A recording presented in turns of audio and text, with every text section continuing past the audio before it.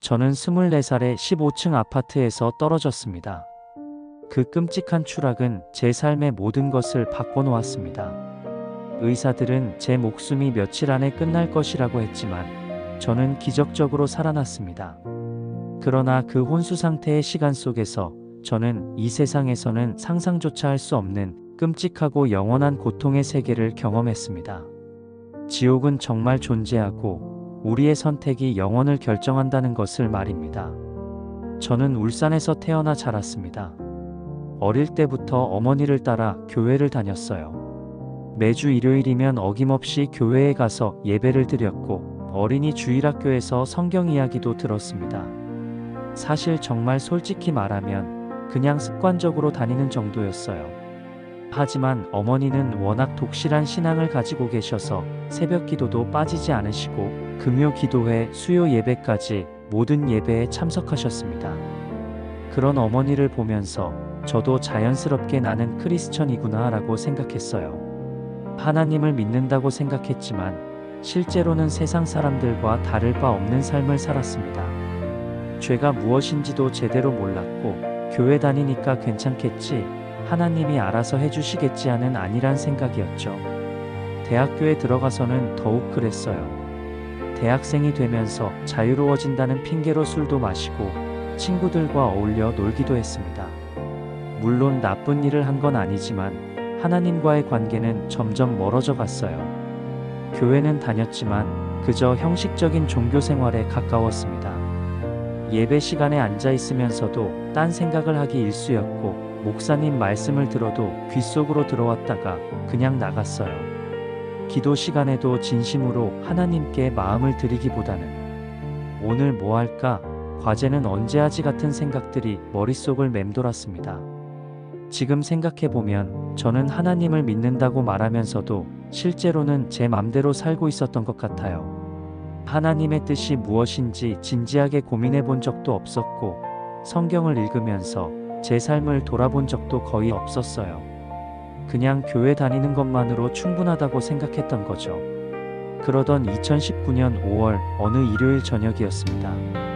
제 인생이 완전히 바뀌는 사건이 일어났어요. 그날도 저는 교회 예배를 마치고 집에 돌아왔습니다. 평범한 일요일이었어요. 저녁을 먹고 나서 친구와 통화를 하려고 아파트 복도로 나갔습니다. 우리 집은 15층이었는데 복도 창문 근처에서 전화를 받곤 했어요. 다음날 대학교 동기들과 함께 영화를 보러 가기로 한 계획이어서 통화를 했어요. 내일 몇 시에 만날까? 친구가 물었고 저는 이 시쯤 어때? 라고 답했던 것까지는 기억이 나는데 그 다음 순간부터는 기억이 전혀 없습니다. 마치 영화 필름이 끊어진 것처럼 모든 것이 깜깜해졌어요. 나중에 목격자들이 말하기로는 제가 갑자기 비틀거리더니 복도 난간 너머로 떨어졌다고 하더라고요. 어떻게 떨어졌는지, 왜 떨어졌는지는 아무도 모릅니다. CCTV에도 명확하게 찍히지 않았고 그저 한순간에 일어난 일이었어요. 15층은 대략 45m 정도의 높이입니다. 그 높이에서 떨어지면 보통은 즉사하는 경우가 대부분이에요. 하지만 기적적으로 저는 아파트 단지 내 화단 부분에 떨어졌고 나무들이 충격을 어느 정도 완화시켜줬다고 합니다. 그래도 상태는 참혹했어요.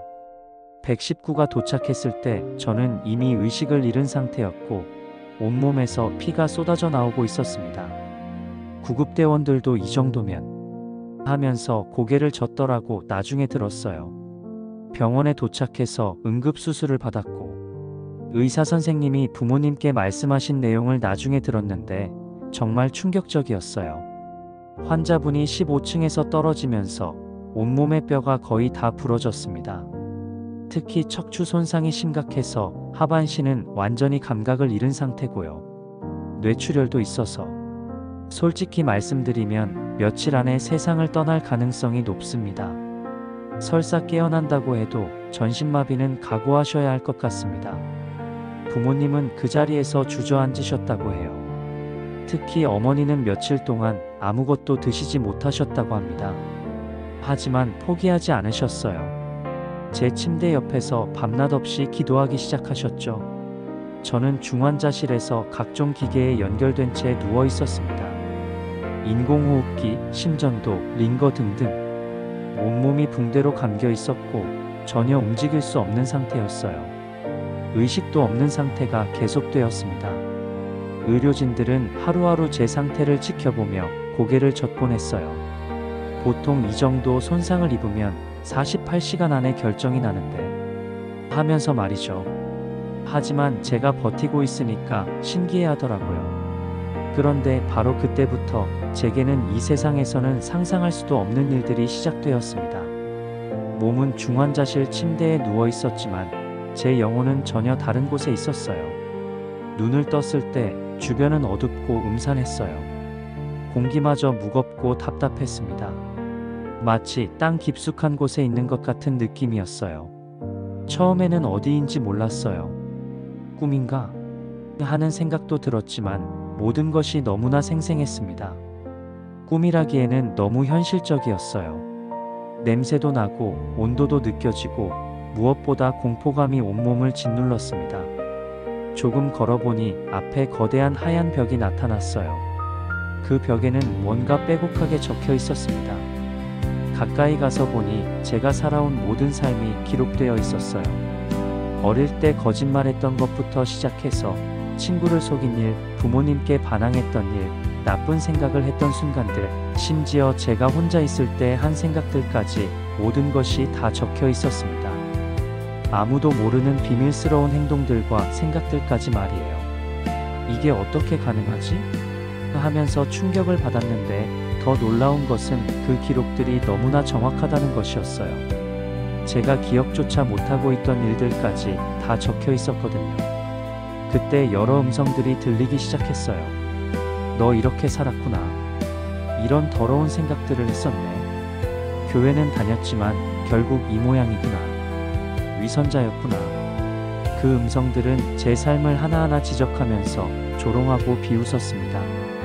저는 변명하려고 했어요. 저는 교회 다녔어요. 하나님을 믿어요. 하지만 음성들은 더욱 크게 웃으며 말했습니다. 교회 다니기만 하면 되는 줄 알았나? 진심으로 회개한 적이 있나? 정말로 하나님을 사랑한 적이 있나? 저는 할 말이 없었어요. 정말로 진심으로 회개한 적이 없었거든요. 그냥 습관적으로 하나님 죄송합니다 정도만 했지 진정으로 제 죄를 깨닫고 눈물로 회개한 적은 없었어요. 그 다음부터 시작된 고통은 말로 표현할 수가 없어요. 갑자기 저는 높은 곳에 매달려 있게 되었습니다. 아래를 내려다보니 끝이 보이지 않는 깊은 구덩이가 있었고 그 바닥에는 날카로운 칼날들이 가득했어요. 제 양쪽 팔을 잡고 있는 무서운 존재들이 있었는데 그들의 목소리는 정말 소름 끼쳤어요. 밑으로 떨어뜨릴까? 어디 한번 떨어져 볼래? 그러면서 저를 밀었다 당기기를 반복했어요. 그러다 손을 놓아서 떨어뜨렸어요. 그러면 아래 칼날들의 몸이 찢어지는 고통을 겪어야 했습니다. 그런데 죽지 않아요. 몸이 찢어져도 피가 쏟아져도 죽지 않았어요. 그리고 다시 위로 끌어올려져서 같은 고통을 반복해야 했습니다. 이게 몇 번 반복되니까 절망감이 몰려왔어요. 언제까지 이래야 하는 거야? 하지만 대답은 들리지 않았고 고통만 계속되었습니다. 다른 곳에서는 더 끔찍한 일들이 벌어지고 있었어요. 저와 같은 사람들이 온몸에 바늘이 박히는 고통을 겪고 있었습니다. 바늘이 박힐 때마다 비명을 지르는데 그 소리가 너무 끔찍했어요. 어떤 곳에서는 거대한 악어 같은 괴물들이 사람들의 사지를 물어뜯고 있었어요. 피 냄새를 맡고 달려온 것들이 사람들을 갈기갈기 찢어놓는데 그래도 죽지 않고 고통만 계속되었습니다. 그 중에 가장 고통스러웠던 것은 어떤 괴물이 뱉는 방울 같은 것이었어요. 그것이 제 온몸에 박혔다가 다시 뜯겨나가는 고통을 겪어야 했습니다. 그런데 가장 절망적이었던 것은 이 고통이 끝이 없다는 것이었습니다. 시간이 어떻게 흘러가는지도 모르겠고 언제 끝날지도 모르겠고 그냥 영원히 이 고통이 계속될 것 같았어요. 지옥에서 가장 무서운 것은 고통 자체가 아니라 영원이라는 개념이었어요. 아무리 고통스러워도 언젠가는 끝나겠지 하는 희망이 있다면 견딜 수 있을 것 같은데 그곳에서는 그런 희망조차 없었어요. 이게 영원히 계속된다고? 끝이 없다고? 그 생각만으로도 미칠 것 같았어요. 1년도 아니고 10년도 아니고 100년도 아니고 영원히요. 시간이 흘러도 끝이 없는 고통. 그것이 지옥이었습니다. 저는 그곳에서 후회했어요. 정말 진심으로 후회했습니다. 왜 진짜로 회개하지 않았을까? 왜 하나님을 형식적으로만 믿었을까? 왜 진심으로 신앙생활하지 않았을까? 하지만 이미 늦었어요. 이미 죽음 이후의 세계에 와 있는데 더 이상 기회는 없는 것 같았어요. 그곳에 있는 다른 사람들도 모두 같은 심정이었어요. 모두들 살아있을 때 제대로 했으면 하면서 후회하고 있었지만 이미 돌이킬 수 없었어요. 어떤 사람은 나도 교회 다녔는데 라고 말했고, 어떤 사람은 나는 착하게 살았는데 라고 했어요. 하지만 그런 것들이 아무 소용 없었어요. 정말 중요한 것은 진심으로 하나님을 믿고 회개했느냐 하는 것이었어요. 그렇게 끔찍한 고통을 겪고 있을 때였습니다. 정말 절망적이었고 더 이상 희망이 없다고 생각했을 때였어요. 갑자기 주변이 조용해지기 시작했습니다. 그 시끄럽고 무서웠던 소리들이 멈추더니 고요함이 찾아왔어요. 그리고 너무나 온화하고 부드러운 음성이 들렸습니다. 그 음성은 지금까지 들어본 어떤 음성과도 달랐어요. 너무나 따뜻하고 사랑이 느껴지는 음성이었습니다. 왜 이렇게 나를 원망하느냐? 왜 이렇게 나를 믿지 못하느냐? 내가 널 살릴 것이다. 그 음성을 듣는 순간 이것이 하나님의 음성이라는 것을 알았어요. 그리고 하나님이 저를 포기하지 않으셨다는 것을. 눈물이 쏟아졌습니다. 지옥에서도 눈물이 나오더라고요. 너무나 감사하고 너무나 죄송하고 너무나 간절했어요. 하나님, 정말 죄송합니다. 제가 잘못 살았어요. 제발 한 번만 기회를 주세요. 그러자 제가 있던 곳이 변하기 시작했어요. 저는 어떤 긴 터널 같은 곳에 매달려 있게 되었습니다. 위쪽으로는 희미한 빛이 보였고 아래쪽은 여전히 어두웠어요. 그때 들린 것이 어머니의 목소리였습니다. 너무나 간절한 목소리로 제 이름을 부르고 계셨어요. 모모야, 모모야, 일어나. 엄마가 여기 있어. 일어나야 해. 어머니의 목소리가 들리자 마음이 뭉클해졌어요. 그리고 갑자기 내게 강같은 평화 찬양을 불러야 한다는 생각이 강하게 들었습니다. 왜 그 찬양인지는 모르겠지만 그냥 마음이 간절했어요. 그래서 작은 목소리로 찬양을 시작했습니다. 내게 강같은 평화, 내게 강같은 평화. 찬양을 부르기 시작하자 신기한 일이 일어났어요. 제 몸이 위쪽 빛을 향해 이동했어요. 하지만 그곳에 악한 존재들이 가만히 있지 않았어요. 제가 찬양하는 것을 방해하기 시작했습니다. 찬양하지 마. 그만둬. 소용없어. 목을 조르기도 하고 입을 막기도 하고 온갖 방법으로 방해했어요. 너무 힘들어서 찬양을 계속하기가 어려웠습니다. 그런데 어머니의 목소리가 더 크게 들렸어요. 계속 불러. 계속 불러. 포기하지 마. 어머니의 간절한 외침에 저는 끝까지 찬양을 불렀습니다. 목이 쉬고 숨이 막혀도 끝까지 불렀어요. 내게 강같은 평화, 내게 강같은 평화. 찬양을 끝까지 부르자 저를 아래쪽으로 묶고 있던 끈들이 뚝뚝 끊어지기 시작했어요. 그리고 제 몸이 빛을 향해 올라가기 시작했습니다. 정신을 차려보니 저는 병원 중환자실에 누워 있었습니다. 눈을 떠보니 하얀 천장이 보였고 각종 의료기기들이 삐삐 소리를 내고 있었어요. 어머니가 제 침대 옆에 앉아서 제 다리를 만지며 기도하고 계셨습니다. 제가 눈을 떴다는 것을 아시고는 깜짝 놀라시더라고요. 모모야, 깨어났구나. 의사 선생님, 의사 선생님. 간호사들과 의사 선생님들이 달려왔어요. 모두들 신기해하더라고요. 이미 며칠째 혼수 상태였는데 갑자기 깨어났으니까요. 저는 가장 먼저 어머니께 말씀드렸어요. 어머니, 제가 어머니 기도 소리 들었어요. 그리고 찬양 부르라고 하신 것도 들었어요. 어머니는 눈물을 흘리시며 말씀하셨어요.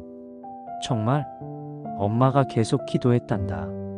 그리고 찬양도 불러달라고 했고, 나중에 알게 된 사실인데 제가 혼수 상태에 있는 동안 어머니는 정말로 제 침대 옆에서 밤낮 없이 기도하고 계셨다고 해요.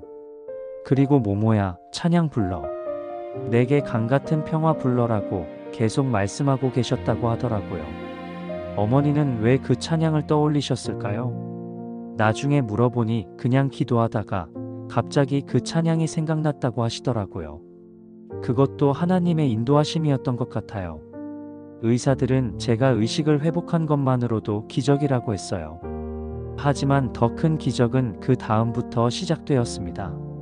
처음에는 온몸을 전혀 움직일 수 없었어요. 손가락 하나 까딱할 수 없는 상태였습니다. 의사들은 척추 손상이 워낙 심해서 평생 전신마비로 살아야 할 것이라고 했어요. 하지만 저는 포기하지 않았어요. 매일 기도했고 재활치료에도 최선을 다했습니다. 그런데 조금씩 감각이 돌아오기 시작하더라고요. 먼저 손가락 끝에서 약간의 감각이 느껴졌어요. 의사들은 착각일 것이라고 했지만 저는 확실히 느낄 수 있었어요. 그리고 며칠 후에는 정말로 손가락을 조금 움직일 수 있게 되었습니다. 의료진들은 놀라워했어요. 이런 경우는 의학적으로 설명하기 어렵다고 하더라고요. 하지만 회복은 계속되었습니다. 3개월 후에는 팔을 움직일 수 있게 되었고 6개월 후에는 상체를 일으킬 수 있게 되었어요. 1년 후에는 휠체어에 앉을 수 있게 되었고 2년 후에는 보조기구를 이용해서 조금씩 걸을 수 있게 되었습니다. 의사들은 계속 이해할 수 없다고 했어요. 의학적으로는 불가능한 일이라고 하면서도 제 회복 과정을 지켜보셨습니다. 그리고 5년이 지난 지금 저는 거의 정상적으로 걸을 수 있고 운전도 할 수 있습니다. 5년이 지난 후에는 완전히 마비되었던 손가락까지 정상적으로 움직이게 되었어요. 의사들도 이런 일은 처음 본다고 하시더라고요. 신기한 건 저는 몸이 불편하고 아직도 완전하지 않다는 사실에 대해 전혀 우울하지 않아요. 오히려 너무 감사해요. 왜냐하면 지옥의 그 끝없는 고통에서 벗어날 수 있었으니까요. 몸이 조금 불편한 것쯤은 정말 아무것도 아니에요. 지옥에서의 고통에 비하면 말이죠. 매일 아침 눈을 뜰 때마다 살아있구나, 감사하다는 마음이 들어요. 그리고 하나님이 저에게 2번째 기회를 주셨다는 것에 감사합니다. 지옥을 경험하기 전에는 당연하게 생각했던 것들이 이제는 모두 감사한 일이 되었어요. 숨을 쉴 수 있다는 것, 밥을 먹을 수 있다는 것, 가족들과 함께 있을 수 있다는 것, 이 모든 것이 축복이라는 걸 깨달았습니다. 무엇보다 이 모든 것이 하나님의 은혜였다는 것을 알게 되었어요. 제가 잘나서 살아난 게 아니라 하나님의 사랑과 어머니의 기도 덕분이었다는 것을요. 지옥을 경험한 후 제 삶의 우선순위가 완전히 바뀌었어요. 예전에는 세상적인 성공, 돈, 명예 같은 것들이 중요하다고 생각했어요. 좋은 대학 나와서 좋은 직장 들어가고 돈 많이 벌어서 잘 사는 것이 인생의 목표였죠. 하지만 이제는 그런 것들이 전혀 중요하지 않아요. 죽으면 다 사라지는 것들이에요. 정말 중요한 것은 하나님과의 관계, 그리고 제 영혼이 어디로 갈 것인가 하는 문제였어요. 이 세상에서 아무리 성공해도 지옥에 가면 아무 의미가 없으니까요. 그래서 저는 이제 다른 방식으로 살아가려고 노력해요. 하나님의 뜻이 무엇인지 진지하게 고민하고 성경 말씀대로 살려고 애써요. 물론 완벽하지는 않지만 예전과는 완전히 다른 마음으로 살아가고 있어요. 지옥을 경험하고 나서 깨달은 것 중 하나는 진정한 회개가 무엇인지였어요. 예전에 저는 회개를 그냥 죄송합니다 라고 말하는 것 정도로 생각했어요. 하지만 그게 아니더라고요. 진정한 회개는 제 죄를 진심으로 깨닫고 그것 때문에 마음이 찢어지는 것이에요. 그리고 정말로 돌이켜서 하나님의 뜻대로 살아가겠다고 결심하는 것이죠. 저는 지옥에서 제 죄를 정확히 보았어요. 하나님 앞에서 제가 얼마나 더러운 존재였는지, 얼마나 이기적이고 교만했는지를 똑똑히 보았습니다. 그때서야 진정으로 회개할 수 있었어요. 지금도 매일 회개해요. 하루하루 살면서 제가 얼마나 부족한지를 깨닫고 하나님께 용서를 구합니다. 그리고 더 나은 사람이 되겠다고 다짐해요. 이 모든 과정에서 어머니의 역할이 정말 컸어요. 어머니는 제가 혼수 상태에 있는 동안 한순간도 포기하지 않으셨어요. 의사들이 희망이 없다고 했을 때도, 다른 사람들이 받아들이시라고 했을 때도 어머니는 계속 기도하셨어요. 하루에 몇 시간씩 제 침대 옆에서 기도하시고 찬양하시고 성경 말씀을 읽어주셨어요. 나중에 간병인분이 말씀해 주신 건데, 어머니는 밤에도 자주 깨어나셔서 저를 위해 기도하셨다고 해요. 하나님, 제발 우리 아들을 살려주세요. 한 번만 기회를 주세요라고 눈물로 기도하시는 모습을 자주 보았다고 하더라고요. 어머니의 그 믿음이 저를 지옥에서 구해낸 것 같아요. 하나님께서 어머니의 간절한 기도를 들으신 거죠. 이제 저는 어머니의 믿음이 얼마나 소중한지 알아요. 그리고 저도 그런 믿음을 가지고 살아가고 싶어요. 저는 지옥을 경험한 후에 교회에 대한 생각도 많이 바뀌었어요. 예전에는 교회 다니는 것 자체에 의미를 두었는데, 이제는 왜 교회에 가야 하는지를 정확히 알겠어요. 교회는 하나님을 만나는 곳이에요. 그냥 사람들과 어울리는 사교 모임이 아니라 정말로 하나님께 예배드리고 말씀을 듣고 은혜 받는 곳이어야 해요. 저는 이제 예배 시간에 다른 생각을 하지 않아요. 정말 집중해서 하나님께 예배드려요. 찬양할 때도 진심으로 부르고 설교 말씀도 제 삶에 적용하려고 노력해요. 정말 중요한 것은 마음이에요. 하나님을 진심으로 사랑하고 진심으로 회개하고 진심으로 하나님의 뜻대로 살아가려는 마음 말이에요. 예전에는 성경을 읽어도 그냥 옛날 이야기 정도로만 생각했어요. 하지만 지옥을 경험한 후에는 성경 말씀이 정말 살아있다는 것을 깨달았어요. 특히 지옥에 관한 말씀들이 그렇더라고요. 예수님이 지옥불에 던져지는 것보다 손을 잘라버리는 것이 낫다고 하신 말씀, 영원한 형벌에 들어가리라고 하신 말씀들이 정말 현실이더라고요.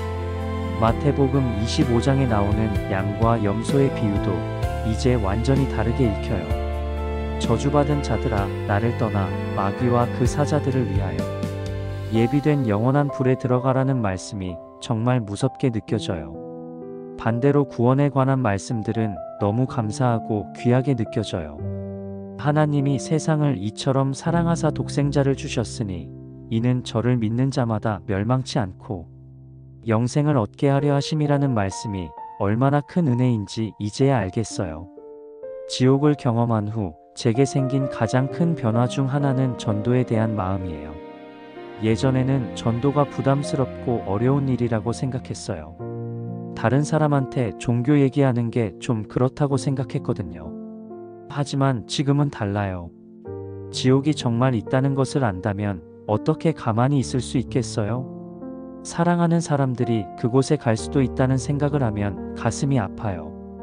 그래서 저는 기회가 있을 때마다 제 경험을 나누어요. 가족들에게도, 친구들에게도, 병원에서 만난 사람들에게도 말이에요. 처음에는 미친 사람 취급받기도 했지만 지금은 진지하게 들어주는 사람들이 많아졌어요. 특히 제가 실제로 회복된 모습을 보면서 사람들이 관심을 가져요. 정말 기적이 일어난 거 아니야? 라고 말하면서요. 그럴 때 저는 그래, 하나님의 기적이야. 그런데 더 큰 기적은 지옥에서 구원받은 거야 라고 말해요. 특히 저와 비슷한 또래의 젊은이들에게 꼭 전하고 싶은 메시지가 있어요. 젊을 때는 죽음이나 영혼에 대해 진지하게 생각하지 않잖아요. 저도 그랬거든요. 아직 젊으니까 나중에 생각해도 되겠지, 지금은 인생을 즐겨야지, 이런 생각들 말이에요. 하지만 죽음은 나이를 가리지 않아요. 저도 24살에 갑자기 사고를 당했거든요. 그리고 죽음 이후에는 더 이상 기회가 없어요. 살아있을 때 결정해야 해요. 어디로 갈 것인지를 말이에요. 하나님 은혜의 이야기를 더 듣고 싶으시다면 구독과 좋아요를 눌러주세요. 큰 힘이 됩니다.